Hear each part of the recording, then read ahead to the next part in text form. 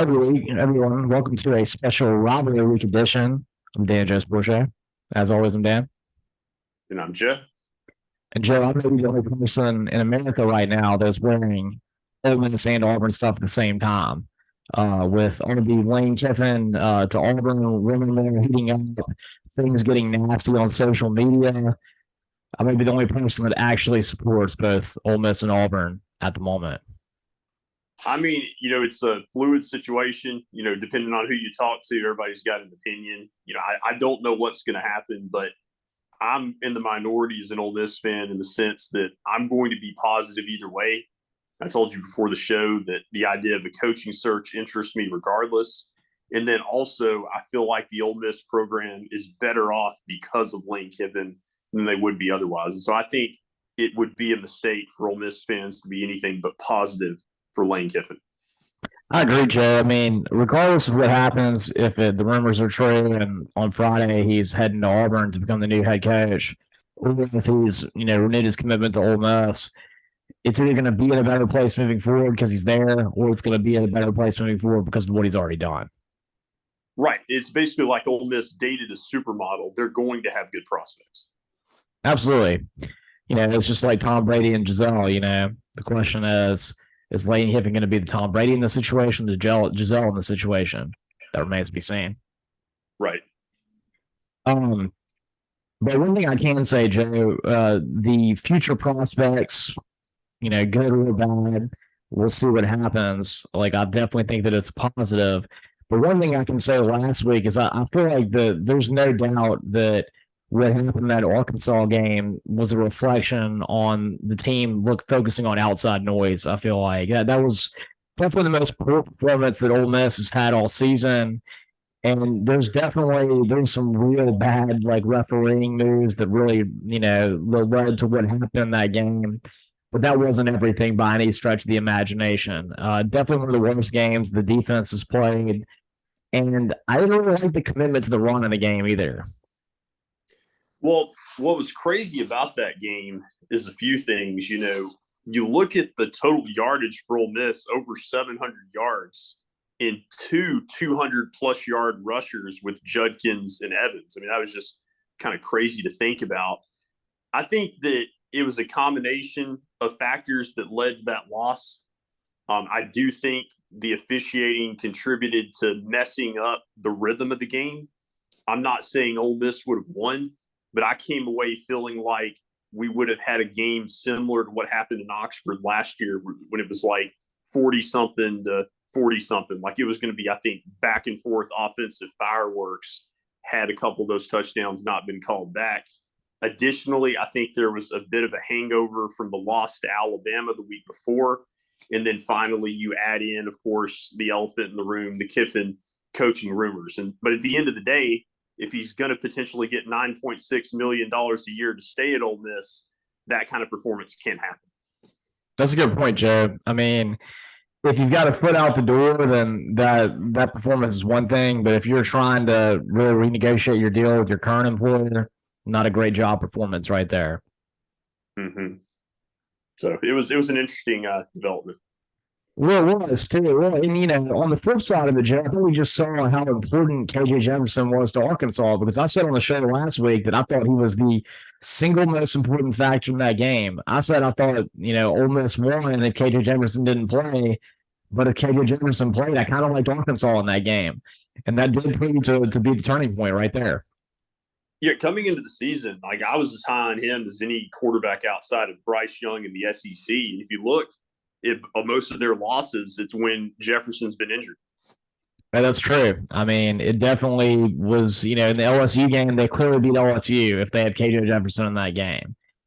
In the Alabama game, they were missing him for a period of time. Also, both quarterbacks got injured in that game. That was kind of a rough game for quarterbacks in general. But Arkansas, I think, showed that they're definitely one of the better teams that's barely going to be bowl eligible. And, yet again, Sam Pittman's got a lot of good positive momentum moving forward. Right, for sure. Joe, speaking of the other side of that, which is positive momentum that hit a brick wall, things were looking really good for Tennessee to have to get to go to the college football playoff without even having to play for the SEC championship, which is such a great place to be in. You get that kind of pseudo bye like Alabama had in 2017, where they were to win the national championship without even representing the SEC West in the SEC championship game, thereby avoiding Georgia.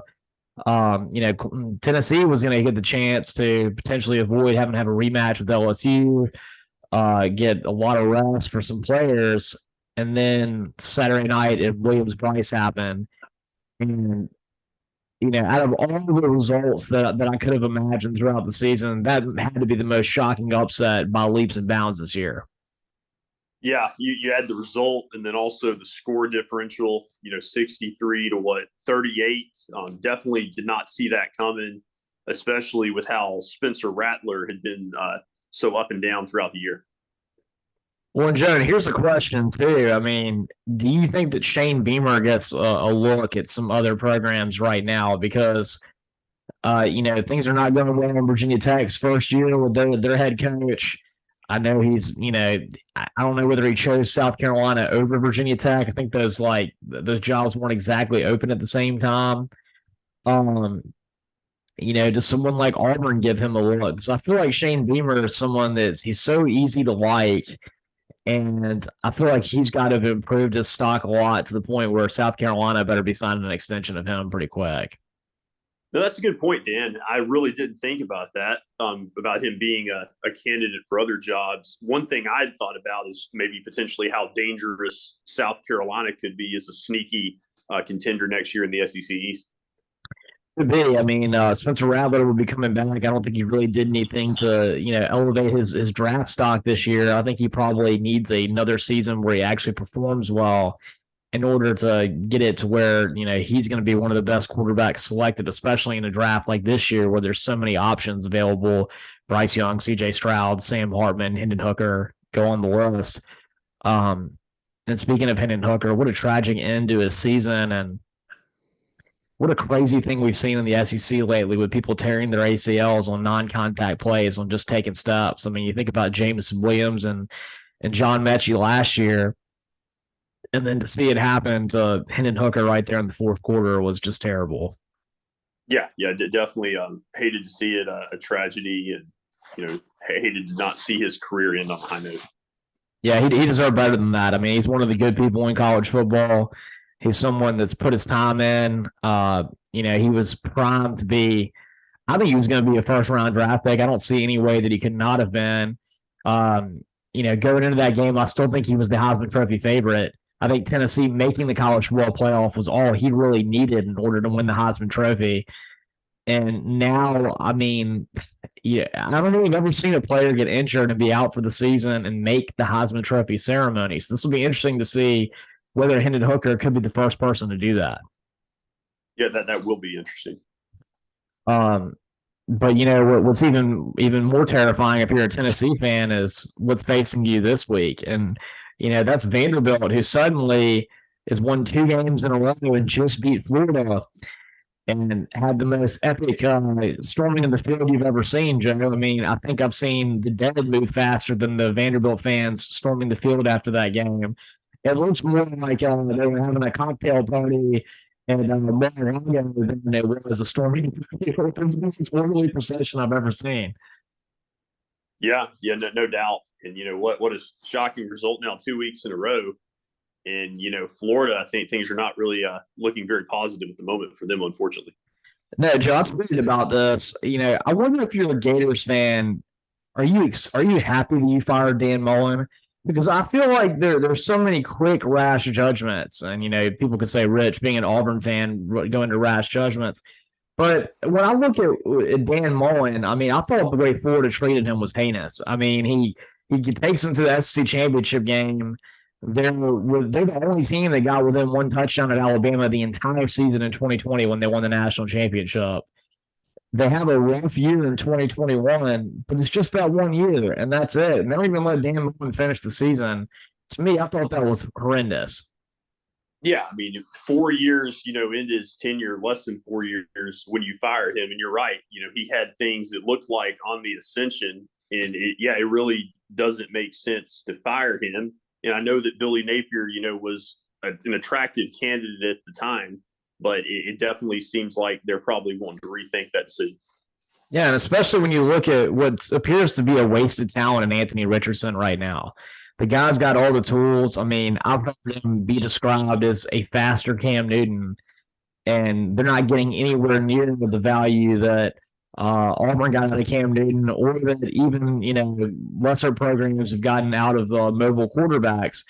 He's someone that doesn't seem like he's taking any steps forward, and in fact, seems like he's gone backwards this season.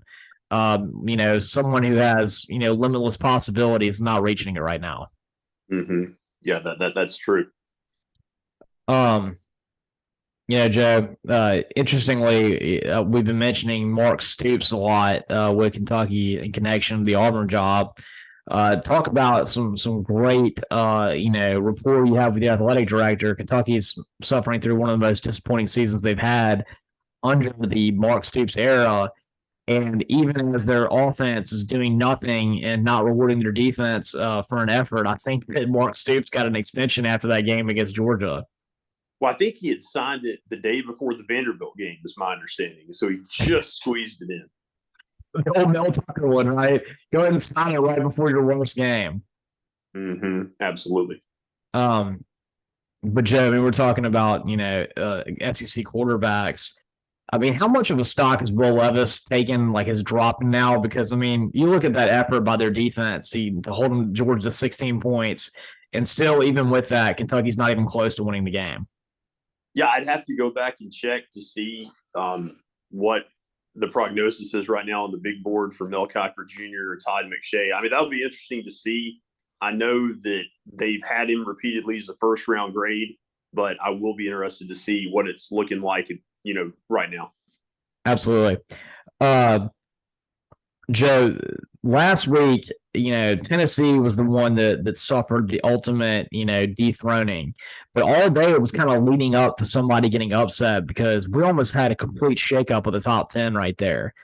Michigan had to make a last-second field goal to beat a plucky Illinois team. Ohio State had to make a strip sack on the last possession when Talia and Maryland had a chance to win the game.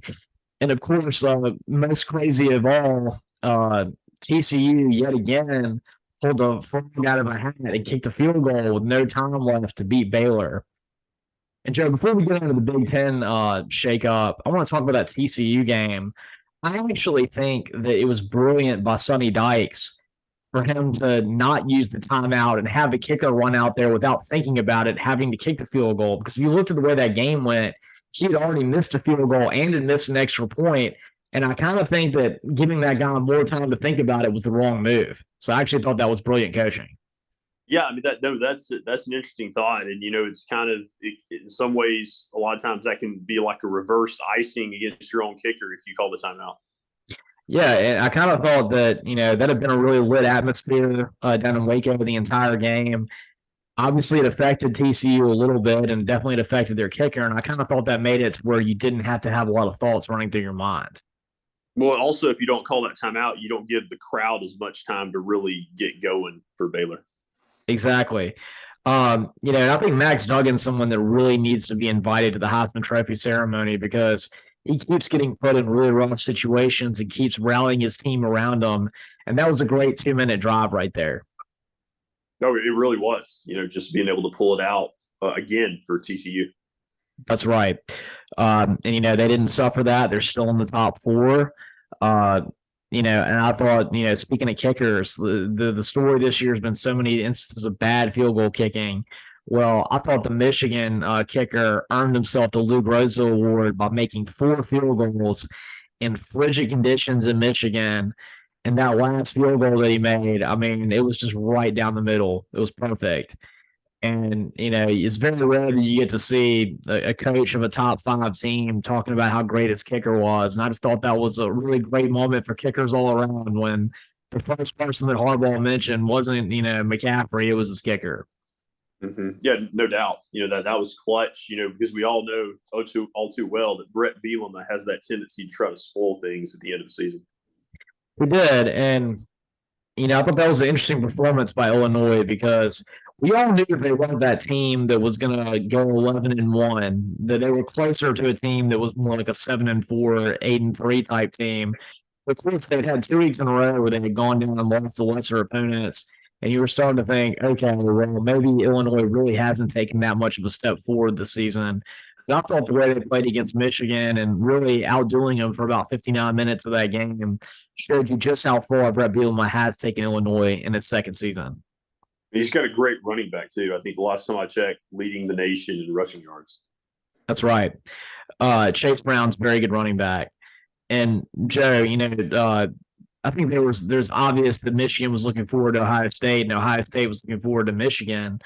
But I also think that it needs to be said that maybe the Big Ten isn't as bad as we think it is. I know it seems like you've got this pedestal right here where Ohio State and Michigan are on the mountaintop, and Penn State's their own mountain, isn't it? It's not one of the biggest mountains, but it's a mountain that's right there. And then everybody else is sitting there down in the valley. I think that we saw with what Maryland and what Illinois did that there is a middle level of this league that's still pretty good.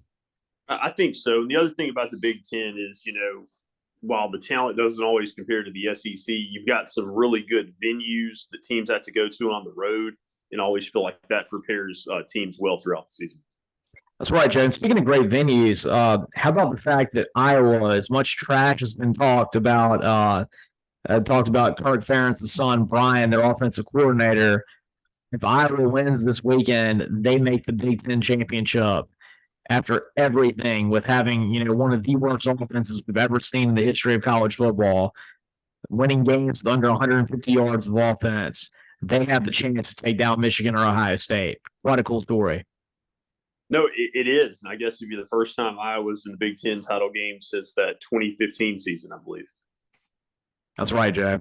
I think last year they went too when they lost to Michigan in a Okay. But they're not going to win just like last year. It's going to be a similar result, I think. But Joe, this week it's going to be really interesting to see. You're talking about moving into championship week.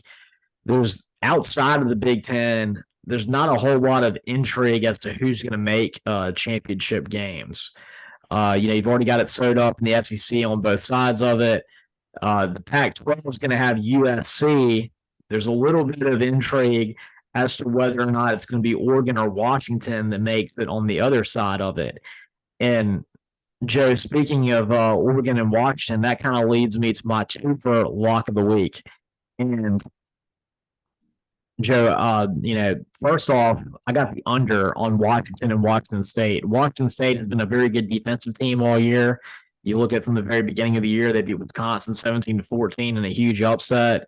Most of their games have been played out kind of like Big Ten games. And I looked at the conditions in Pullman, Washington this weekend.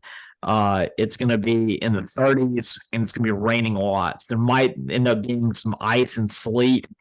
And even as explosive as Michael Penix Jr. has been in this Washington offense, 61 points seems mighty high to me. I like the under in Washington State and Washington for the Apple Cup. Yeah, I mean, he leads the nation in passing yards, but you're not going to be able to pass a whole lot in those conditions.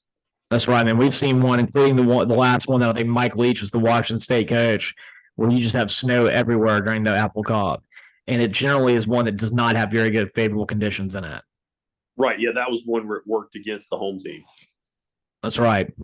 And Joe, speaking of not favorable conditions, that leads me to part two of my Pac-12 double blockbuster duo, and that's Oregon and Oregon State. I actually like the Beavers on the money line in this one. Bo Nix has been hurt for the last 2 weeks. This is going to be by far the worst conditions that he's played in since he moved out to the West Coast. Oregon State's a pretty sneaky good team. I mean, they had USC on the run. They're a top 25 team. They've only got 3 losses right now. Oregon State's probably got, maybe the best defense in all of the Pac-12 right now outside of Utah. And they're a really tough out. And this Oregon team has been kind of, they've been in a lot of tight games lately. They lost to Washington in a close one where Bo Nix got hurt. Bo played through some pain last week, and I look for the Beavers to get the W in the Civil War this week. They'll definitely be excited. Washington State and Oregon State, listening, they would definitely be excited for their fans to hear that. For me, I'm looking at my lock will be in the Clemson South Carolina game. I really think South Carolina's got a good chance to cover in this game.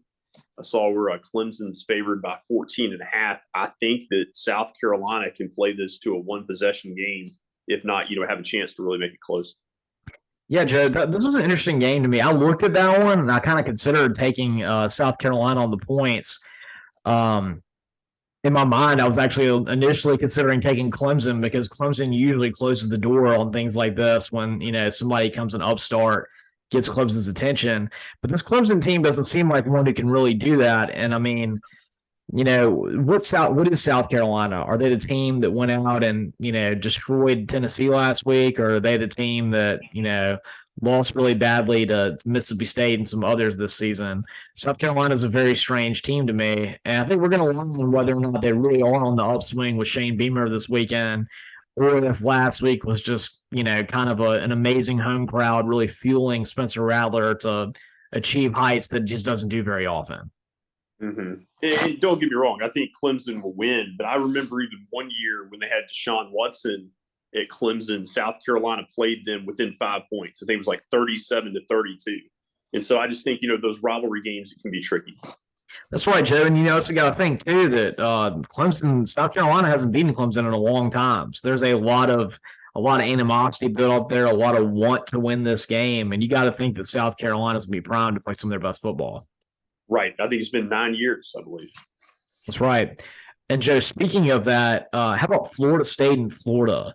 For the first time, and I mean, probably since before Dan Mullen got to Florida State appears to be on all fronts the much better football team this year. Florida State is, their top 20 team this year. They've really come on lately and kind of, they had such a hot start and they took a huge dip in the middle of the season, but lately they've just been boat racing people. This is one that I saw as like probably a good bet too.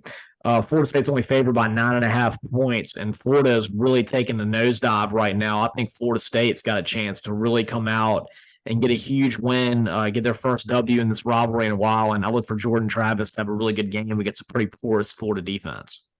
Yeah, I could definitely see Florida reeling at this point. That's right, Joe. Of course, we have the game, Ohio State and Michigan.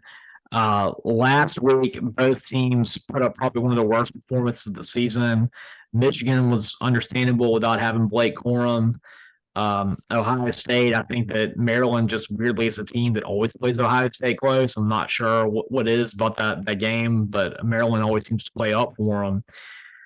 Joe, in my mind, I said it last week with with Ole Miss and Arkansas that there was a player that made all the difference in the world in my evaluation, and that was KJ Jefferson. I got the same thing in this game, Joe. It's Blake Corum. If Blake Corum plays, I actually think Michigan is a better football team than Ohio State and wins the game. They're not more talented. They're just a better overall football team. But if Blake Corum doesn't play, then I think Ohio State is going to kill Michigan. He really makes that much of a difference. No, I could see him definitely playing a vital role in the game and how close the game is. For me, I'm just looking at C.J. Stroud, and I just think that having him will make the difference in this game. And I know they had him last year, but I just feel like at home this year, they're going to be motivated. And, how many teams out there could be this good without their best receiver coming into the season, All-American? And, here they are, and it looks like, they're poised to make it to the playoff. That's right, Joe. I like Ohio State in this game, too, because I don't think that Blake Corum's at full health. As I said, I think that if they did have Blake Corum, I think I probably would be picking Michigan, but I don't think you're getting 100% of him. And I also like, too, that Ohio State seems to have taken some good strides on defense this season. Didn't show it last week against Maryland, but I think that last year Michigan took advantage of a not very good Ohio State defense, and they're not going to have that advantage this year. Mm-hmm. Yeah, I kind of like Ohio State relatively comfortably. Like I think they'll score like 38 points. I think Michigan's held to like 21. Okay. Joe, let's go to the Iron Bowl now. Been an interesting couple weeks in Auburn. Cadillac Williams is really just taking the hearts and minds of the Auburn family. last week, Auburn played, I think, their best game of the season and beating a pretty good Western Kentucky team, a team that's going to go to a bowl game and one of the better, I think, of the Sun Belt teams, or well, they're not in the Sun Belt anymore. Now they're in Conference USA now. But they're a team that consistently makes bowl games. They've been one of the better teams in that league for a long time. And Auburn was only 5.5-point favorites. And what was even more impressive to me is the biggest problem that Auburn had all season long when Harsin was coach is they would fall apart in the second half, get leads in the first half, nosedive in the second half, just like they did against LSU, like they did against Penn State. You name it. In the last season, multiple times they did it. They did it like 4 games in a row at the end of the last season. This year, it's been a different thing. They didn't win the game against Mississippi State. Mississippi State was destroying them at halftime. Auburn came back, took the lead multiple times at the end of that game, went into overtime. And then last week, they basically completely shut out Texas A&M in the second half, had a third quarter with negative 4 yards. This week against Western Kentucky, it was 17-all going into the half.